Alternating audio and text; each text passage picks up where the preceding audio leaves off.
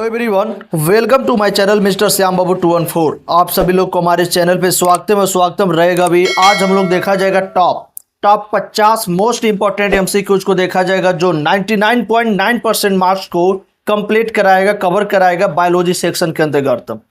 जो हम लोग को पार्ट 1 करके देखा जाएगा ये जीके टेस्ट सीरीज का पूरा क्वेश्चंस रहेगा, जिसमें सीरीज में 14 से 15 लेक्चर रहेंगे, जिसमें से आज हम लोग को देखा जाएगा फर्स्ट यानी पार्ट 1 लेक्चर को देखा जाएगा जो फॉर ऑल कॉम्पिटिटिव एग्जाम के लिए रहेगा, जो एनसीईआरटी का बेस पैटर्न रहेगा उसी एग्जाम के लिए ज़्यादा उत्तरदायी रहेगा, जिसमें ल्यूसेंट जीके बुक भी सम्मिलित किया गया है। तो आप सभी लोग हमारी सेक्शन सीरीज में जुड़ जाइएगा, जिसमें से 14 से 15 लेक्चर होंगे और यही बहुत ज़्यादा मोस्ट इंपॉर्टेंट लेक्चर रहेंगे जो बायोलॉजी यानी साइंस के अंतर्गत एक क्वेश्चंस रहेगा, जो आप लोग को 99.9% मार्क्स कंफर्म कराएगा, दिलाने के लिए कोशिश कराता रहेगा। तो आप सभी लोग हमारे इस सेक्शन सीरीज से जुड़ करके और हमारे साथ साथ आप लोग भी क्वेश्चन का आंसर देने की कोशिश करते रहिएगा। तो चलिए स्टार्ट करते हैं। सबसे प्रथम क्वेश्चन को देखा जाएगा। सबसे प्रथम क्वेश्चन है कि शरीर की सबसे बड़ी ग्रंथि कौन है? शरीर की सबसे बड़ी ग्रंथि कौन है? आप लोग को कुछ सेकंड का टाइम दिया जाएगा, 1 मिनट के आसपास टाइम दिया जाएगा, जिसमें आप लोग को आंसर भी बताना है। और आप सभी लोग कोशिश कीजिएगा कि हर एक क्वेश्चन का आंसर आप लोग को कमेंट बॉक्स में कमेंट करना है, जिसमें से केवल 50 ही क्वेश्चन है, तो 50 क्वेश्चन कोई ज़्यादा एनफ नहीं है। तो आप लोग जरूर में जरूर हर एक क्वेश्चन का आंसर देने की कोशिश कीजिएगा। तो शरीर की सबसे बड़ी ग्रंथि कौन है? लार ग्रंथि या थायराइड ग्रंथि या यकृत ग्रंथि या अमाशय ग्रंथि? चलिए इसका आंसर बताइए आप लोग।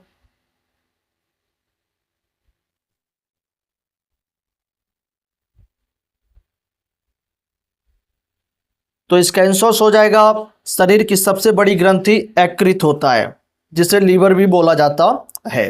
चलिए नेक्स्ट को देखते हैं। तो आप सभी लोग ऐसे क्वेश्चंस का आंसर बताते रहिएगा और सेक्शन सीरीज में जुड़ जाइए अच्छे से।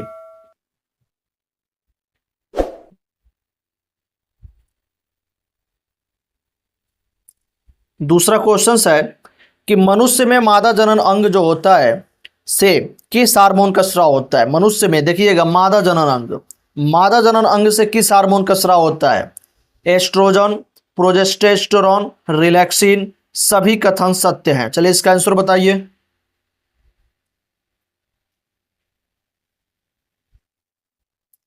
तो जो मादा जनन अंग होता है, इससे जो हार्मोन रिलीज होता है वो रिलैक्सिन होता है। चलिए नेक्स्ट को देखते हैं अब।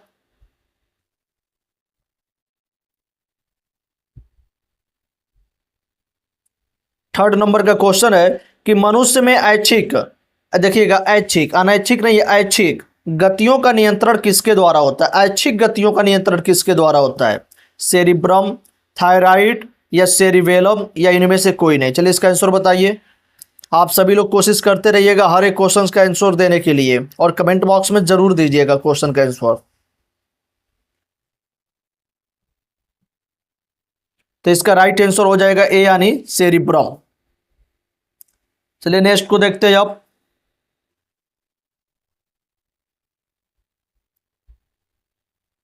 शरीर का तापक्रम कहाँ नियंत्रित होता है? जो शरीर का टेम्परेचर होता है कहाँ नियंत्रित होता है? स्पाइनल कॉर्ड में या सेरिबेलम में या हाइपोथैलेमस में या पिट्यूटरी में? चलिए इसका आंसर बताइए।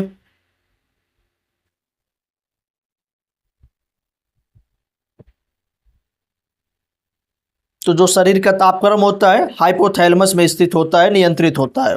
चलिए नेक्स्ट को देखते हैं।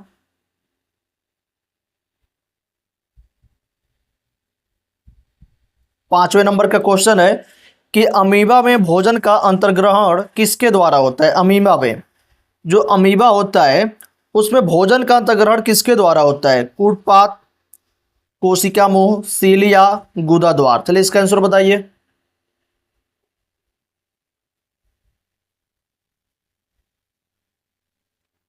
इसका राइट आंसर फर्स्ट हो जाएगा ए, कूटपाथ। चलिए नेक्स्ट को देखते हैं।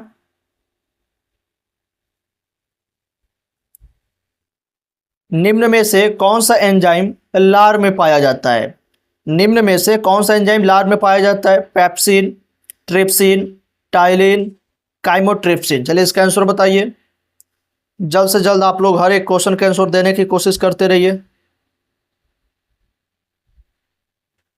तो इसका सी नंबर राइट हो जाएगा, टाइलिन।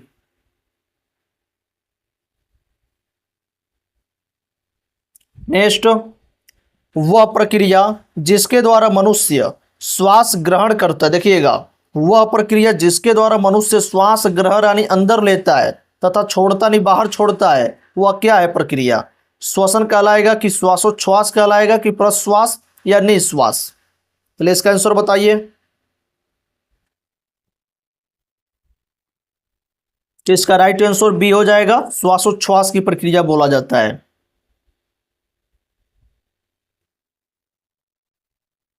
चलिए नेक्स्ट का बताइए। ऊर्जा उत्पादन के लिए कोशिका प्रायः किसका उपयोग करती हैं?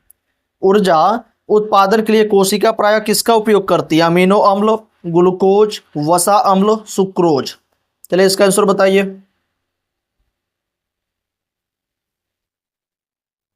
तो इसका राइट आंसर बी हो जाएगा, ग्लूकोज।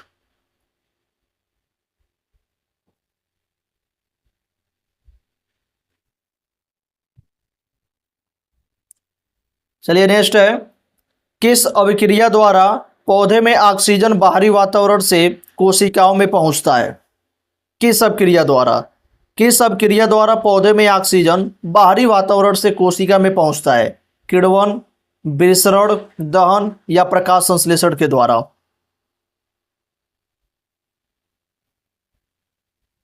तो इसका राइट आंसर हो जाएगा बी यानी विसरण। चलिए नेक्स्ट को देखिए। 10 नंबर का क्वेश्चन है कि श्वसन की अभिक्रिया में खाद्य पदार्थों की परिणति क्या होती है? श्वसन की अभिक्रिया में खाद्य पदार्थों की परिणति क्या होती है? विघटन, दहन, परिवर्तन या संश्लेषण? चलिए इसका आंसर बताइए। से सब 40 क्वेश्चन बच चुका है, तो आप सभी लोग अच्छा से सारे क्वेश्चन का आंसर देते रहिए। तो इसका राइट आंसर ए हो जाएगा, विघटन। चलिए नेक्स्ट को देखते हैं।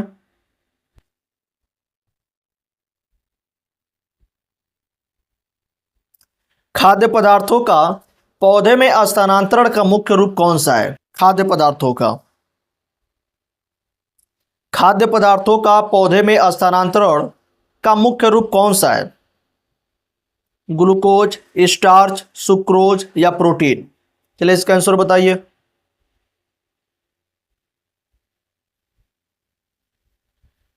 तो इसका राइट आंसर सी हो जाएगा, सुक्रोज।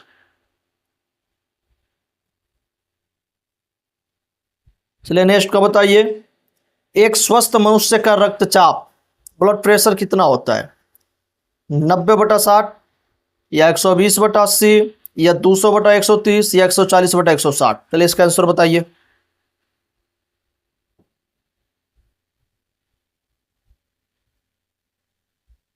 तो इसका राइट आंसर बी हो जाएगा, 120/80।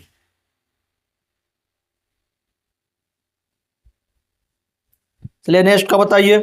मनुष्य के मस्तिष्क की सबसे बाहरी झिल्ली क्या है? देखिएगा, झिल्ली, मनुष्य के मस्तिष्क की सबसे बाहरी झिल्ली क्या है? पिया metre, metre, dura mater, arachnoid?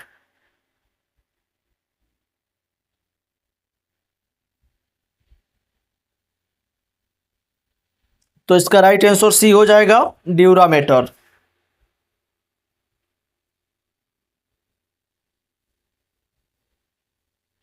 Next, मनुष्य के सूंघने की क्षमता को नियंत्रित कौन करता है? मनुष्य के सूंघने की क्षमता को नियंत्रित कौन करता है? ऑप्टिक पाली, घ्राणेंद्रिय पाली, सेरिब्रम, इनमें से कोई नहीं?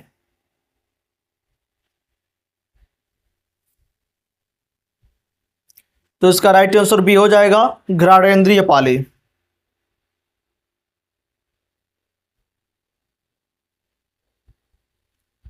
मनुष्य में बुद्धि एवं चतुराई का केंद्र कौन है? बुद्धि एवं चतुराई का केंद्र कौन है? Cerebellum, hypothalamus, cerebrum, spinal cord? ले इसका आंसर बताते रहिए। हर एक क्वेश्चन का आप लोग आंसर देते रहिए। इसका राइट आंसर सी हो जाएगा, सेरिब्रम।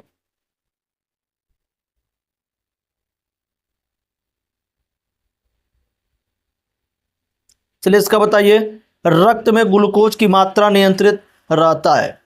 रक्त में ग्लूकोज की मात्रा किसके वजह से नियंत्रित रहता है? सोमैटोस्टैटिन के कारण, ग्लूकागॉन के कारण, गैस्ट्रिन के कारण या इंसुलिन के कारण? चलिए इसका आंसर बताइए।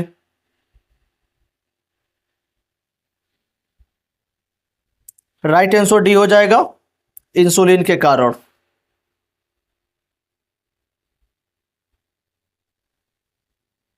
नेक्स्ट, ऑक्सीजन है क्या है? वसा, कार्बोहाइड्रेट, एंजाइम, हार्मोन?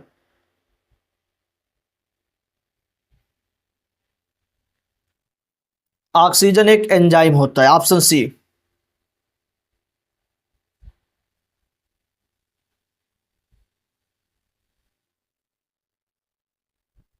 नेक्स्ट, जैव प्रक्रम के अंतर्गत कौन आता है? जैव प्रक्रम के अंतर्गत पोषण, उत्सर्जन, श्वसन या सभी?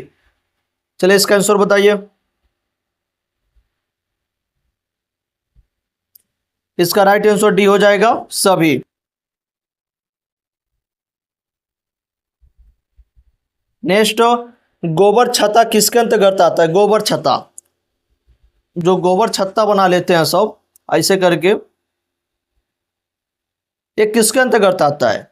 परजीवी, स्वपोषी, मृतजीवी या प्रासरणी? चलिए इसका आंसर बताइए।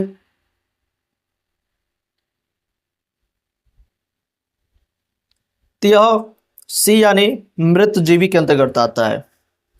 चलिए नेक्स्ट को बताइए।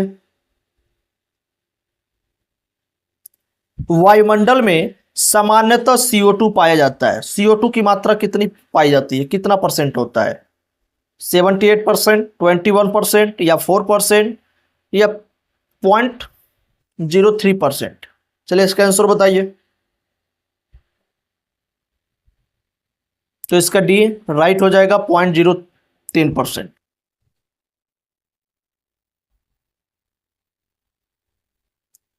नेक्स्ट, छाया में पनपने वाले पौधों को क्या कहते हैं?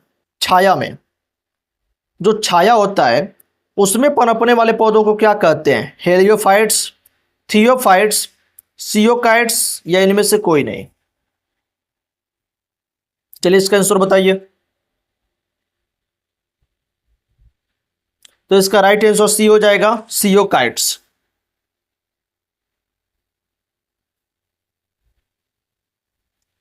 नेक्स्ट, मनुष्य में मुख्य श्वसन अंग क्या है? मनुष्य में मुख्य श्वसन अंग क्या है? फेफड़ा, नाक, ट्रैकिया या क्लो?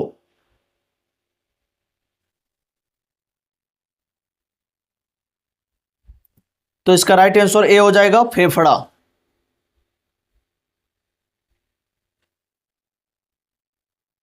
नेक्स्ट, निम्न में से कौन सी बीमारी श्वसन तंत्र से संबंधित है? श्वसन तंत्र से देखिएगा, निम्न में से कौन सी बीमारी श्वसन तंत्र से संबंधित है? डायरिया, टीबी, निमोनिया, बी व सी दोनों? चलिए इसका आंसर बताइए।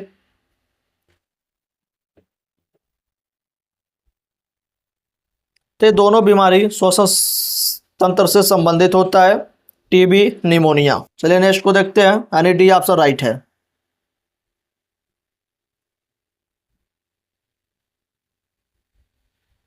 उच्च रक्तचाप की अवस्था को क्या कहते हैं? उच्च रक्तचाप, हाई ब्लड प्रेशर को?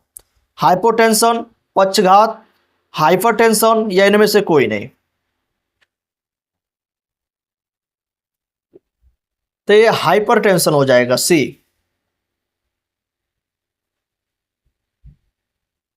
नेक्स्ट, मछलियों में उत्सर्जी पदार्थ क्या होता है? मछलियों में एमिनो अम्ल, यूरिक अम्ल, यूरिया, अमोनिया?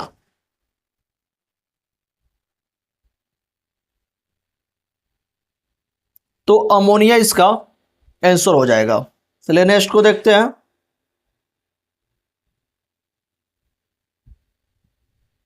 पौधे में आवश्यकता से अधिक जल किस प्रक्रिया द्वारा बाहर निकाले जाते हैं? पौधे में आवश्यकता से अधिक जल किस प्रक्रिया द्वारा बाहर निकाले जाते हैं? अवशोषण, वाष्पोत्सर्जन, उत्सर्जन, प्रकाश संश्लेषण?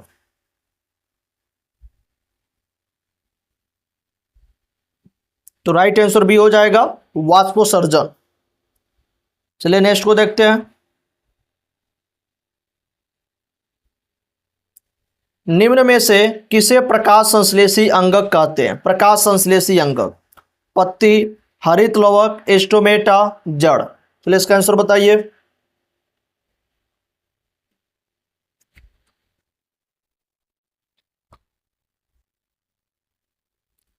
राइट आंसर ए हो जाएगा पत्ती को। चलिए नेक्स्ट को देखते हैं।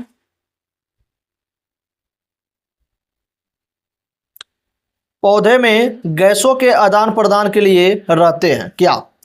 पौधों में गैसों के आदान प्रदान के लिए क्या रहते हैं? जड़, रंध्र, टहनी या तना। तो राइट आंसर भी हो जाएगा रंध्र।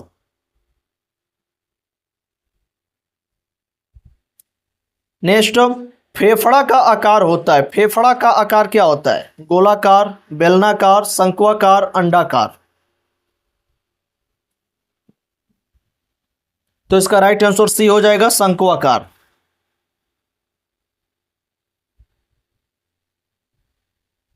नेक्स्ट, भोजन का पाचन किस प्रकार की अभिक्रिया है? भोजन का पाचन किस प्रकार की अभिक्रिया है? उपचयन, संयोजन, अपचयन, विस्थापन।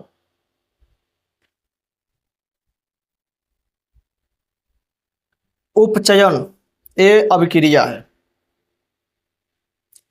अब आप लोग के पास टोटल 20 क्वेश्चंस और बच चुके हैं, तो आप लोग सही से देखते रहिएगा और हर एक क्वेश्चन के आंसर देते रहिए।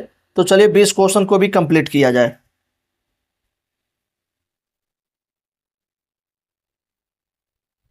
नेक्स्ट, हार्मोन शब्द का नामकरण किसने दिया था? हार्मोन शब्द का नामकरण किसने किया था? हार्मोन शब्द का रॉबर्ट, अरस्तु, बेलिस एवं स्टार्लिंग, ब्राउन पोर्टर ने। चलिए इसका आंसर बताइए। तो इसका राइट आंसर हो जाएगा बेलिस एवं स्टार्लिंग ने, यानी ऑप्शन सी राइट।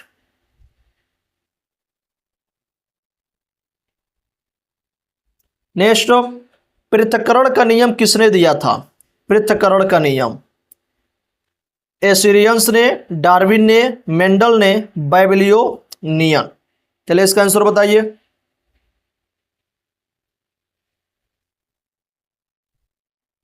तो सी मेंडल ने।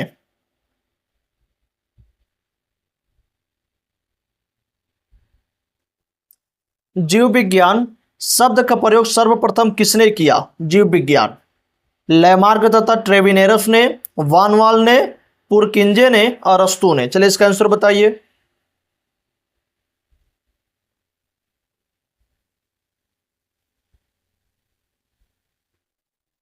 तो इसका राइट आंसर ये हो जाएगा लैमार्क तथा ट्रेविनेरस ने।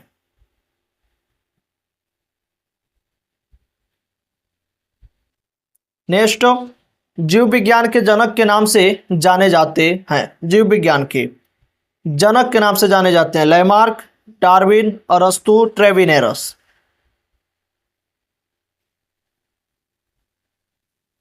तो इसका राइट आंसर सी हो जाएगा अरस्तु। नेक्स्ट, वनस्पति विज्ञान के जनक नाम से जाने जाते हैं वनस्पति विज्ञान के थियोफ्रेस्टस, डार्विन, पुरकिंजे, अरस्तु।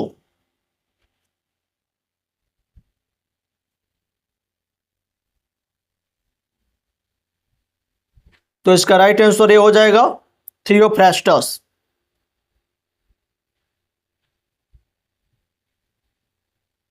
नेक्स्ट, बॉटनी शब्द की उत्पत्ति किस भाषा के शब्द से हुई है? ग्रीक, लैटिन, फ्रेंच, पुर्तगाली। तो इसका राइट आंसर ए हो जाएगा ग्रीक।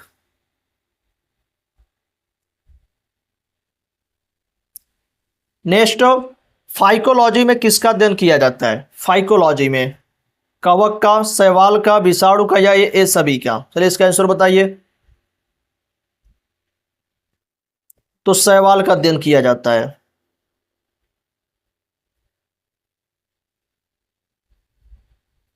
पर्यावरण का अध्ययन जीव विज्ञान के किस शाखा के अंतर्गत किया जाता है? पर्यावरण का वर्गिक, आनुवंशिकी, कार्यकी, पारिस्थितिकी। चलिए इसका आंसर बताइए।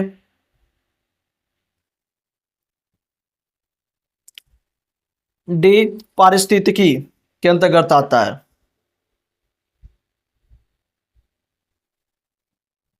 नेक्स्ट, डेंड्रोलॉजी का संबंध है। डेंड्रोलॉजी पुष्पों के अध्ययन से, पुष्पों के अध्ययन से, सॉरी फर्स्ट ऑप्शन है पौधों के अध्ययन से, सेकंड पुष्पों के अध्ययन से, सी ऑप्शन झाड़ियों के अध्ययन से, डी ऑप्शन वृक्षों के अध्ययन से।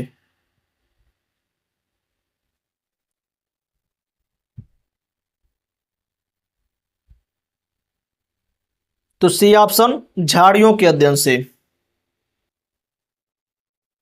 चलिए 40 नंबर वाले क्वेश्चन को देखा जाए कि पुष्पों का अध्ययन कहलाता है, पुष्पों का अध्ययन, पुष्पों का अध्ययन कहलाता है ग्रेस्टोलॉजी, फिनोलॉजी, एंथोलॉजी, इनमें से कोई नहीं।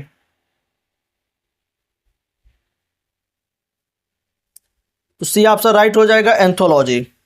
अब आप लोग के पास टोटल कितने क्वेश्चन बचे हैं? तो 10 क्वेश्चन। और आप लोग को लास्ट में, इस वीडियो के लास्ट में ज़रूर बताइएगा कि 50 क्वेश्चन में आप लोग को कंफर्म कितना क्वेश्चन मालूम था और कितना क्वेश्चन के आंसर आप लोग दे चुके हैं। ये वीडियो के अंत में यानी इस लेक्चर के लास्ट में ज़रूर कमेंट बॉक्स में बताइएगा कि आप लोग को कितना क्वेश्चन आया इसमें से, क्योंकि ऐसे ही क्वेश्चंस का सीरीज चलेगा और ऐसे ही इसका लेवल टॉप होता जाएगा। जो 14 से 15 लेक्चर होंगे आप लोग के बहुत ज़्यादा एग्जाम में एनफ रहेगा, जो एनसीईआरटी के बेस पैटर्न में होता रहेगा। जहाँ जहाँ साइंस का क्वेश्चन आएगा वहाँ वहाँ कवर करेगा। तो आप लोग ज़रूर कमेंट बॉक्स में कमेंट कीजिएगा कि 50 क्वेश्चन में से कितना क्वेश्चन आप लोग को आया है। तो चलिए नेक्स्ट को देखते हैं।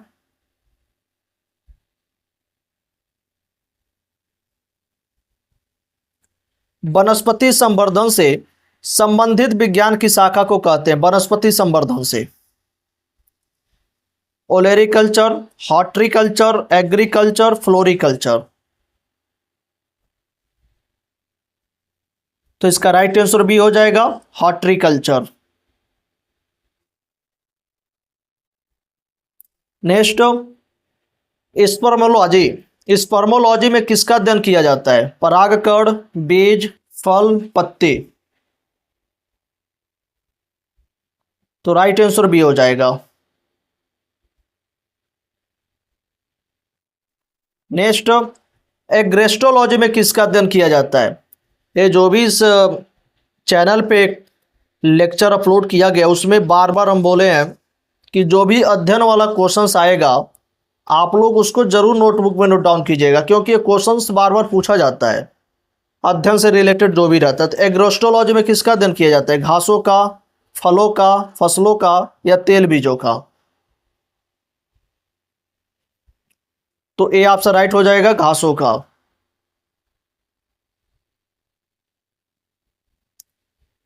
नेक्स्ट, पीडोलॉजी में किसका अध्ययन किया जाता है? पीडोलॉजी। आप सभी लोग जो भी अध्ययन का क्वेश्चन आ रहा है इसको स्क्रीनशॉट लेकर के अपने फ़ोन में या नोटबुक में नोट डाउन कर लीजिएगा। भूमि का, फलों का, चट्टानों का, या पौधों का। ये ऑप्शन राइट हो जाएगा।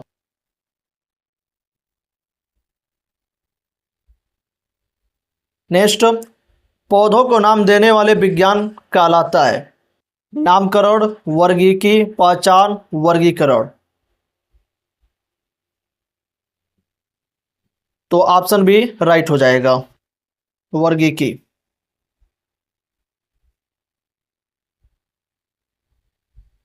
नेक्स्ट, निम्नलिखित में से किसे वर्गीकी का पितामह कहा जाता है? वर्गीकी का पितामह कहा जाता है एंगलर, लिनियस, अरस्तु, लेमार्क। तो लिनियस को बोला जाता है, ऑप्शन बी। और लिनियस का डिटेल नाम है कैरोलस लिनियस।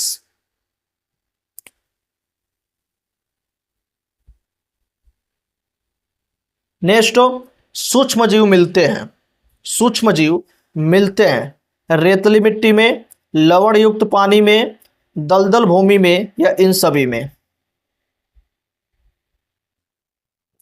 तो सूक्ष्मजीव सर्वव्यापी यानी इन सभी में मिलते हैं। नेक्स्ट, विषाणु वृद्धि करते हैं, विषाणु जो वायरस होते हैं वृद्धि करते हैं जीवित कोशिका में, चीनी के विलयन में, मृत शरीर में, पानी में। तो जो विषाणु होते हैं जीवित कोशिका में वृद्धि करते हैं। ऑप्शन ए राइट हो जाएगा। नेक्स्ट, साबूदाना किससे बनाया जाता है? साबूदाना, साबूदाना किससे बनाया जाता है? पाइनस, सेंड्रस, जूनिपेरस, साइकस से। तो इसका राइट आंसर हो जाएगा डी, साइकस। इस लेक्चर का लास्ट क्वेश्चन रहेगा पार्ट 1 का कि फलों का अध्ययन कहलाता है फिनोलॉजी, पोमोलॉजी, एग्रोस्टोलॉजी या एंथोलॉजी। बी ऑप्शन राइट हो जाएगा, पोमोलॉजी। तो आप सभी लोग जरूर बताइएगा कि 50 क्वेश्चन में से आप लोग को कितना क्वेश्चंस मालूम था और कितना क्वेश्चंस याद था। तो आप लोग जरूर कमेंट बॉक्स में बताइएगा। और आप सभी लोग हमारे इस सेक्शन सीरीज से जुड़े रहिएगा क्योंकि ये फर्स्ट लेक्चर आज था।